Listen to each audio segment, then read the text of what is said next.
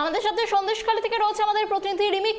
দেখো, গতকাল থেকে আমরা দেখছি খবরের শিরোনামে সন্দেশখালী। আজকের ঠিক কি পরিস্থিতি সন্দেশখালীতে, কি দেখতে পাচ্ছ? আজকে আপনারা দেখেছেন কলকাতা থেকে শুরু করে একদমই দেখো, গত 1 তারিখ ভোটের দিন থেকে যেভাবে এখানে সন্ত্রাসের অভিযোগ উঠেছে, বিজেপি কর্মী সমর্থকদের যেভাবে অভিযোগ তুলেছে একদম শাসক দল তৃণমূল এবং পুলিশের বিরুদ্ধে ভোট মিটে যাওয়ার পরও ভোট চলাকালীন যেমন মারধরের অভিযোগ উঠেছে তাদের, এবং ভোট মিটে যাওয়ার পরও গ্রামে গ্রামে ঢুকে এই তৃণমূল কর্মী সমর্থকরা বিজেপির কর্মী সমর্থকদের উপর মারধর করেছে সেই অভিযোগ তুলেছেন। এবং পুলিশও কিন্তু বলছে, অভিযোগ এখানকার বিজেপি কর্মী সমর্থক গ্রামবাসীদের অভিযোগ যে পুলিশও কিন্তু এই গ্রামে গিয়ে তৃণমূলের কর্মী সমর্থকদের সঙ্গে তাদের উপর অত্যাচার চালিয়েছে। তারই প্রতিবাদে কিন্তু আজকে বিজেপি মহিলা মোর্চার যে নেতৃত্ব তারা এসছে সরাসরি, একেবারে দেখতে পাচ্ছি সেই ছবি যে ফাল্গুনি একদম রয়েছেন আমাদের বিজেপি মহিলা মোর্চার নেত্রী ফাল্গুনি দি। গোটা সন্দেশখালী জুড়ে মারপিট, বিজেপি কর্মী সমর্থকদের উপর মারধরের অভিযোগ এবং পুলিশি নিষ্ক্রিয়তার একটা অভিযোগ উঠেছিল। মহিলারা রাস্তা অবরোধ করেছে, মহিলাদের উপর নির্বিচারে লাঠি চালানো হয়েছে, অসুস্থ যারা আহত হয়েছেন সেই মহিলাদের হসপিটালে পর্যন্ত পুলিশ নিয়ে যায়নি। যে একের পর এক অভিযোগ উঠেছে, আজকে আপনারা এসেছেন, কি দেখছেন এবং কি আপনাদের পরিকল্পনা? সেই নরকীয় অত্যাচারটাই আমরা দেখছি, যে নারকীয় অত্যাচার পুলিশ করছে, তৃণমূলের গুন্ডা বাহিনীরা করছে, সেটা আমরা এখানে এসছি তাদের পরিস্থিতি সেই সম্পর্কে আমরা এখানে জানাতে, তাদের কাছ থেকে জানতে এবং পরবর্তীকালে যাতে আমাদের কোর্টের দ্বারস্থ হয়ে অন্তত এদেরকে আমরা বাঁচাতে পারি।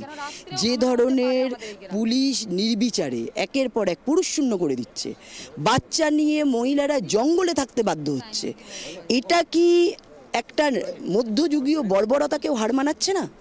সেই পরিস্থিতিতে দাঁড়িয়ে আমরা এখানে এসেছি, আমরা এদের সাথে রয়েছি এবং এই পরিস্থিতি দেখে আমরা বাকিটা আমাদের নেতৃত্বের কাছে সবিস্তারে বর্ণনা করব এবং পরবর্তীকালে আমরা এই বিষয়ে কোর্টে যাব। ভোটের দিন আমরা দেখেছিলাম একাধিক বিজেপি কর্মী সমর্থককে পুলিশ গ্রেপ্তার করেছে, এমনকি নেজার থানার পুলিশ গ্রেপ্তার করলেও তাদের মিনাখা থানায় নিয়ে যাওয়া হয়েছে লুকিয়ে, এবং যার প্রতিবাদে মহিলারা পথ অবরোধ করেছে এবং তাদের অভিযোগ যে বিনা দোষে পুলিশ তাদেরকে বেছে বেছে বিজেপি কর্মী সমর্থকদের পুলিশ গ্রেপ্তার করে নিয়ে গেছে। তাদের কি কোনো ছাড়াবার ব্যবস্থা হয়েছে বা তারা আশঙ্কা করছেন যে তারা কবে ছাড়া পাবেন, সেই আশঙ্কা রয়েছে। এবং আগামীকাল ভোটের ফলাফল রয়েছে গণনা, নতুন করে পরিস্থিতি উত্তপ্ত হওয়ার যে একটা আশঙ্কা তারা করছেন, কিভাবে প্রোটেক্ট করা যেতে পারে? দেখুন, এই তৃণমূলের সন্ত্রাসের বিরুদ্ধে যারা দাঁড়িয়েছে, যারা প্রতিবাদ করেছে, তাদেরকেই বেছে বেছে পুলিশ ধরছে। অর্থাৎ প্রতিবাদ করা, প্রতিরোধ করা গণতান্ত্রিক উপায়ে এই পশ্চিমবঙ্গে বন্ধ, সেটা এই সরকার, এই নির্লজ্জ পুলিশ প্রমাণ করে দিয়েছে। এবং বিভিন্নভাবে লাঠিচার্জ, তাদের ওপর আঘাত, নন ভেলেবল সেকশনে কেস দিয়ে তাদেরকে আটকে রাখা, তাদেরকে না বেরোতে দেওয়া, তাদেরকে ভয় দেখানো। এবং এখানে আপনারা দেখেছেন দীর্ঘদিন ধরে সিপিএমের সময় থেকে আজ অবধি যারা অত্যাচার করেছে তাদেরকে পুলিশ ধরেনি, ধরেছে কাদেরকে? যারা প্রতিবাদ করেছে। এই হচ্ছে পশ্চিমবঙ্গের প্রকৃত স্বরূপ, প্রকৃত আয়না, যেটা সচক্ষে মানুষের সামনে যেটা দেখাচ্ছে এই নির্লজ্জ সরকার এবং মমতা ব্যানার্জি স্বয়ং মুখ্যমন্ত্রী। আজকে আর কোথায় কোথায় আপনাদের যাওয়ার পরিকল্পনা? যেখানে যেখানে এই ধরনের ঘটনা ঘটেছে আমরা সেখানে সেখানে যাব। আমরা এই সরবেরিয়া, বেরমজুর বিভিন্ন জায়গায় আমরা যারা যারা আছে তাদের একটু ঘুরে দেখবো। আমরা পুলিশি নিষ্ক্রিয়তার বিরুদ্ধে আপনাদের কোনো প্রতিবাদ বা কর্মসূচি আপনারা বলছিলেন যেটা করবেন? পুলিশি নিষ্ক্রিয়তা তো নেই, প্রতিবাদ যে করবে, যেখানে রক্ষক ভক্ষক হয় সেখানে মানুষ অসহায়। আজকে যদি অন্যায়ের বিরুদ্ধে কেউ প্রতিবাদ করে তাহলে তাকে শেল্টার কে দেয়? প্রশাসন, পুলিশ। যে অন্যায় করে তাকে কে ধরে? পুলিশ। কিন্তু এখানে উল্টো জিনিস, যে অন্যায় করছে তাকে পুলিশ ছেড়ে রেখেছে, আর যারা এর বিরুদ্ধে প্রতিবাদ করছে তাদেরকে পুলিশ ধরছে। গত 1 তারিখ ভোটের দিন আমরা দেখেছিলাম যে সেন্ট্রাল ফোর্স থাকা সত্ত্বেও সেন্ট্রাল ফোর্সকে সেইভাবে অ্যাক্টিভ দেখা যায়নি, মারধর হয়েছে, মাথা ফেটেছে বিজেপি কর্মী সভা, তারপরেও সেন্ট্রাল ফোর্সকে দিয়ে নির্বাচন করা হলো।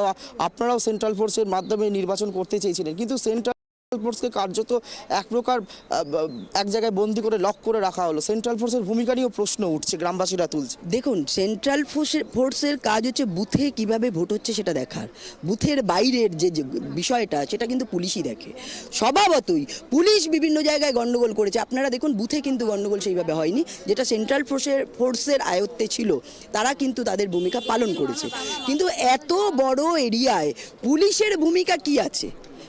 সেন্ট্রাল ফোর্স তার কাজ করেছে, কিন্তু পুলিশ তৃণমূলের বি টিম হয়ে মানুষকে আটকেছে, ভোট দিতে দেয়নি, মানুষের উপর অত্যাচার করেছে, লাঠিচার্জ করেছে, তাদেরকে অমানসিক মানে এমন নির্মমভাবে মহিলাদের মেরেছে যেটা মহিলারা সামনে এসে দেখাতেও পর্যন্ত পারছে না। গ্রামের মানুষগুলোকে এই আজ থেকে বা এই যে নিরাপত্তা ভবিষ্যতে কিভাবে দেওয়া সম্ভব? দেখুন, গণতন্ত্রই শেষ কথা বলে, এত কিছুর পরেও কিন্তু মানুষ প্রতিবাদ করছে। মমতা ব্যানার্জির বিরুদ্ধে আন্দোলন এবং সত্যি কথা বলার সাহস দেখিয়েছে সন্দেশখালীর শক্তিস্বরূপা মায়েরা। আগামী দিন এরাই, আপনারা দেখেছেন প্রচুর অত্যাচার হয়েছে, কিন্তু মানুষের আন্দোলনই লাস্টে সমস্ত অত্যাচারকে ভেঙে দিয়েছে। তো আগামী দিন মানুষের আন্দোলনই এদের অত্যাচারকে ভেঙে দেবে। দেখলে একদম কথা বলছিলাম সরাসরি আমরা বিজেপি মহিলা মোর্চার নেত্রী ফাল্গুনী পাত্রর সঙ্গে। তিনি যেটা বলছেন, তিনি এই মুহূর্তে এসে পৌঁছেছেন বের মজুরের বিভিন্ন এলাকায়, সন্দেশখালীর বিভিন্ন এলাকায়, যেখানে ভোটের দিন আমরা দেখেছি যে একের পর এক সন্ত্রাসের ছবি উঠে এসেছিল, মারপিট, অশান্তি, গুলি চালানোর ছবি উঠে এসেছিল। সেই একের পর এক ছবি রয়েছে, তুমি দেখতে পাচ্ছ। বিজেপি মহিলা মোর্চার নেতৃত্ব এই গ্রামে পৌঁছানো মাত্রই গ্রামের প্রচুর মহিলা তারা কিন্তু এসছেন, তারা সাহস দেখিয়ে এসছেন। তারা যেটা অভিযোগ করছেন যে কাল 1 তারিখ থেকে ভোট পর্ব মেটার পর থেকে কিন্তু তারা ঘর থেকে বেরোতে পারেননি। তাদের অভিযোগ যে শাসক দল, কর্মী সমর্থকরা, শাসক দলের গুন্ডা বাহিনী এবং পুলিশের মদতে তাদের উপর অত্যাচার করা হয়েছে, তাদেরকে ভয় দেখানো হয়েছে।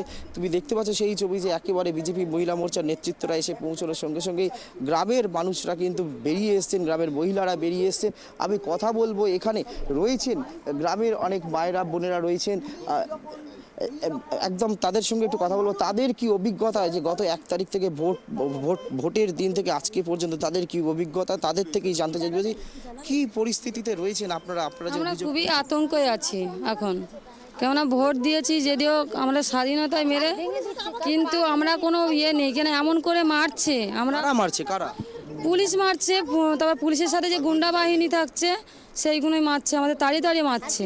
কারণ কি কারণে মারধর করছে আপনারা? যেহেতু আমরা ভোট দিতে পারবো না, ভোটের যে আগের দিন যে ঘটনা ঘটছে, ভোট দিতে দেবে না, ভয় যেন মেরে আমাদের ফেলে রাখবে, ভয়ে আতঙ্কে থাকবো, ভোট দেবো না, ওই জন্য আমাদের মারধর করছে। কি করবো? কেন্দ্রীয় বাহিনী বা তারা আসেনি, তাদের কাছ থেকে আপনারা কোনো নিরাপত্তার কিছু আশ্বাস পাচ্ছি না, আমরা কোনো প্রোটেকশন পাচ্ছি না। আমরা যেহেতু জানাচ্ছি, দিদিরা এসছে আবার সব করছে, এমন মারছে, হাঁটতেও পারছি না।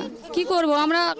এমন আতঙ্কে ছেলেরা তখন বাইরে থাকে, বাচ্চা ছেলে মেয়েদের নিয়ে থাকি আমরা, বাচ্চা ছেলে মেয়েদের নিয়ে আমরা আছি, ওইভাবেই আছি। কি করব? ছেলেদের এমন মারছে, জায়গা দেখাতে পারবো না আপনাদের। আমরা কি চাইছেন আপনারা এখন? কি চাইছেন? রুগী বয়স্ক লোক পুরো এখান থেকে এতটা কাটা, এমন করে মেরেছে, আমি ছবি দেখাচ্ছি, পুরো এরকম ফিরে গেছে। আজকে হসপিটালে ভর্তি, পুরো ভর্তি হয়েছে, অপারেশন চলছে আজকে।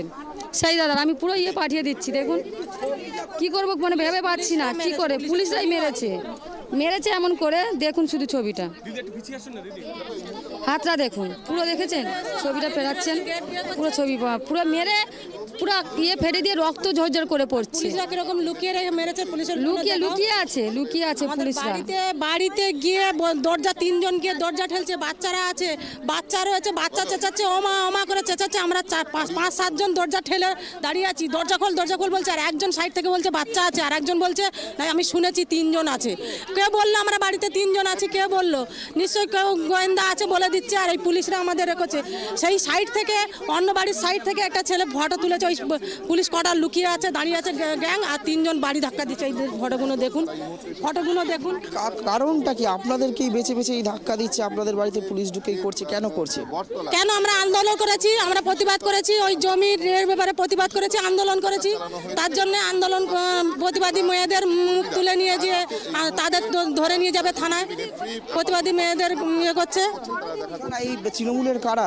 শেখ শাহজাহান যাদের তাদের অনুগামীরা কি এখনো গ্রামে অত্যাচার করছে? দিয়েছে নাম, নাহলে বলছে কি করে যে বাড়িতে 3 জন আছে? আমি শুনেছি, কেউ তো বলে দিয়েছে বাচ্চা কাঁদছে, আমার বাচ্চা কাঁদছে, তার আরেকজন বলছে বাচ্চা কাঁদছে, বাচ্চা আছে, একজন বলছে, আর একজন বলছে শুনেছি 3 জন আছে, ঠেল দরজা ঠেল।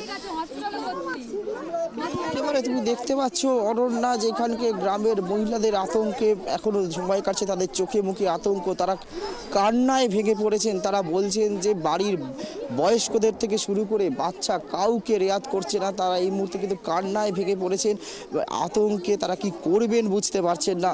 যে গত 3-4 দিন ধরে তাদের ওপর এই ধরনের অত্যাচার চালিয়েছে বলে তারা অভিযোগ করছেন। অভিযোগের তীর কিন্তু শাসক দল তৃণমূলের গুন্ডা বাহিনীর দিকে, তাদের অভিযোগ পুলিশের দিকে, পুলিশের ভূমিকা নিয়ে তারা প্রশ্ন তুলছেন। তারা বলছেন, অভিযোগ করছেন একদম যে পুলিশের মদতেই কিন্তু তাদের উপর এই অত্যাচার চলছে। পুলিশ সামনে দাঁড়িয়ে দেখেও নীরব দর্শকের মতো পুলিশ দাঁড়িয়ে থাকছে। বাড়িতে এখানকার গ্রামের যে পুরুষরা রয়েছেন, ঘরের ছেলেরা রয়েছেন, তারা পরিযায়ী শ্রমিক, অন্য রাজ্যে চাকরি করেন, মেয়েরা তাদের বাচ্চাদের নিয়ে, বয়স্ক বাবা মায়েদের নিয়ে তারা এখানে থাকেন। কিন্তু তাদের ওপর রাতের অন্ধকারে, ভোট পর্ব মেটার পর থেকে রাতের অন্ধকারে তাদের উপর অত্যাচার করা হচ্ছে। তাদের সরাসরি অভিযোগ কিন্তু তৃণমূলের গুন্ডা বাহিনীর দিকে। তারা বলছেন যে কে খবর দিয়ে দিচ্ছে যে বাড়িতে কতজন সদস্য আছে, কার বাড়িতে কজন মহিলা রয়েছে, সেই সব খবর পৌঁছে যাচ্ছে এবং সেই বেছে বেছে তাদেরকে আক্রমণ করা হচ্ছে।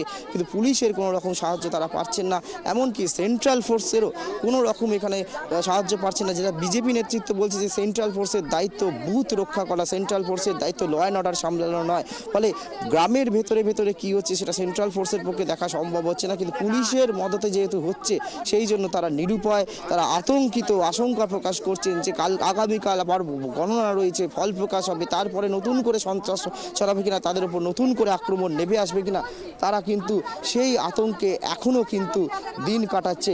আমি আরও একজনের সঙ্গে কথা বলবো। তুমি দেখতে পাচ্ছ এখানে দাঁড়িয়ে রয়েছেন, ওনারা এসেছেন। আপনারা আজকে ঘর থেকে যে বেরিয়ে এসেছেন, এই যে বলছিলেন যে আপনাদের উপর যেভাবে অত্যাচার হয়েছে, আবার এই আজকে আপনারা বেরিয়েছেন, আবারও তো আপনাদের উপর অত্যাচার হতে পারে, কিভাবে কি হচ্ছে আপনাদের উপর? হয়তো এই রাত্রেই আবার অত্যাচার হবে, এই এখানে এসেছি আবার রাত্রেই অত্যাচার করবে। আমরা এত ভয়ঙ্কর অবস্থায় আছি আমরা। ওরা যত মিডিয়া ডাকে, যত বলবে তত ওরা পিঠা খাবে, শোষণ করে দেবো, ওদের রাখবো না। তা আমরা তো নিরাপদ পাচ্ছি না। আমরা কি করে নিরাপত্তা যা চাই সেটাই চাচ্ছি আমরা। রাতের পর রাত আমার স্বামী বাড়ি নেই, আমার ছেলে বাড়ি নেই, আমার স্বামীকে মারধর করে দিচ্ছে। আমার স্বামীর আপনি হাসপাতালে ভর্তি, ওখানে হচ্ছে না, আবার অন্য জায়গায় নিয়ে যাচ্ছে। বসিরহাট ছিল, বসিরহাট হবে না। আমি একা মানুষ বাড়িতেই আছি। আমি কেটে খাই, গাঙে নদীর পোনা ধরে আমি সংসার চালাই। সেই অবস্থা আমাকে মারধর করে আর বলে এই শালি তুই বলতে পারিস না, এরম বলে খিস্তি দিয়ে, ভাষা দিয়ে যাবাত্তা বলে। আরও কাল করে একজন নেতা বলছে ওরা যতই ওরা মিডিয়াকে ডাকবে, বলবে, ওদের আরও বিপজ্জনা সংকট এসে যাচ্ছে। কারা বলছে, কারা বলছে? ওরা ওই শক্তিরাও টিএমসি বলছে, বিজেপি টিএমসি বলছে। এখন কি চাইছেন আপনারা? আমরা চাইছি শান্তি শৃঙ্খলা চাই। মায়ের কাছে চাচ্ছি, মার্তনা করছি যে মা আমি তোমার কর্মদাতা, তুমি ওদের কবি, তুমি ওদের ওই বাতাসটা ঘুরে আপনি বলুন। আজ আমি খুব দুঃখ কষ্টে আছি, আজ আমি একাই আছি। আর স্বামী আমার বাঁচার কোনো পথ নেই, ক্যান্সার রুগী, তার হাতের অবস্থা নেই। হাতের হাড় পেটে, হাড়ের ভিতরে যে মজ্জা থাকে তাকে বাড়াই গেছে, ফটো করেছে। আমি দিনে রাতে ঠাকুর এই কর্ম করি, ওই এনাকে প্রার্থনা জানাই। আমি যদি ঠিক এখানে যদি কর্মকর্তা হই, ঠিক একদিন কর্মকর্তা জানাবে। আমার রাতের ঘুম, আমার স্বামীর অত্যাচার, সে কোনোদিন কারোর সঙ্গে নাগে না, কিছু করে না, তার অত্যাচার দেখলে মাথা খারাপ। একেবারে অনন্যা, দেখতে পাচ্ছ এখানকার গ্রামের মহিলা কিন্তু কান্নায় ভেঙে পড়ছেন, আতঙ্কে ভেঙে পড়ছেন। তারা কিন্তু বলছেন যে আজ রাত্রিরেও হয়তো তারা এই যে বেরিয়েছেন বলে তাদেরকে হুমকি দেওয়া হচ্ছে যে সংবাদ মাধ্যমের সামনে মুখ খুললে তাদেরকে আবার আক্রমণ করা হবে, তাদের ঘর বাড়ি জ্বালিয়ে দেওয়া হবে। তারা কিন্তু সরাসরি অভিযোগ করছে এবং সেই মহিলারা কিন্তু একদম কান্নায় ভেঙে পড়ছেন এবং সামনেই বন্দি রয়েছে, আমাদের সামনেই কিন্তু তারা ভগবানের কাছে, ঈশ্বরের কাছে তারা প্রার্থনা করছেন যে তাদের এখানে শান্তি চাইছেন, তারা আর কিছু চাইছেন না।